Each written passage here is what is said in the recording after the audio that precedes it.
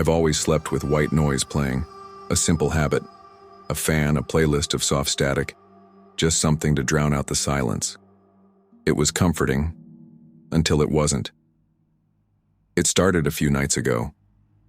I had fallen asleep as usual, my bedside, speaker playing low static. But at some point in the night I woke up, not because of a nightmare, not because of a sound, but because I felt something, a presence. My room was dark, except for the faint glow of my alarm clock. I sat up, listening. The static was still playing, soft and crackling, but then, beneath the hum, I heard it. A whisper. At first I thought I was imagining it, maybe just some audio distortion. But then I heard it again, clearer, a voice murmuring in the static. I couldn't make out the words, but it was there, layered beneath the sound like someone, trapped inside the frequency. My skin crawled. I reached for my phone to turn it off.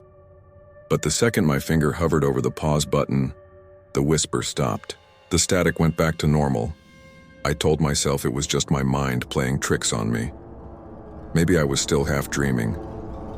But the next night, it happened again. This time I could almost make out what it was saying. A low, garbled voice repeating something.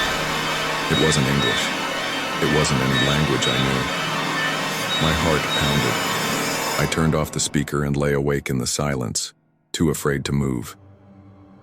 The next morning, I searched online for interference issues, maybe a stray radio signal, but nothing explained it.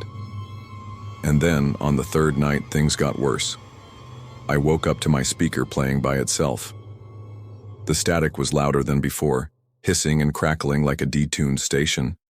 And under it, no, inside it, I heard my name. A cold dread washed over me. The voice wasn't garbled anymore, it was clear. A whisper stretching through the static like it was trying to reach me. Let me in. I grabbed the speaker and ripped it from the wall. The moment I unplugged it, the whisper laughed. A low, distorted chuckle that crackled through the dead speaker even though it had no power. I threw it across the room. I didn't sleep that night. The next morning, I packed my things and left. I didn't care about breaking my lease, I just knew I couldn't stay there anymore. But the worst part? Last night, in my new apartment, just as I was drifting off, my phone glitched. For half a second, my music cut out, and in its place beneath the silence, I heard it again.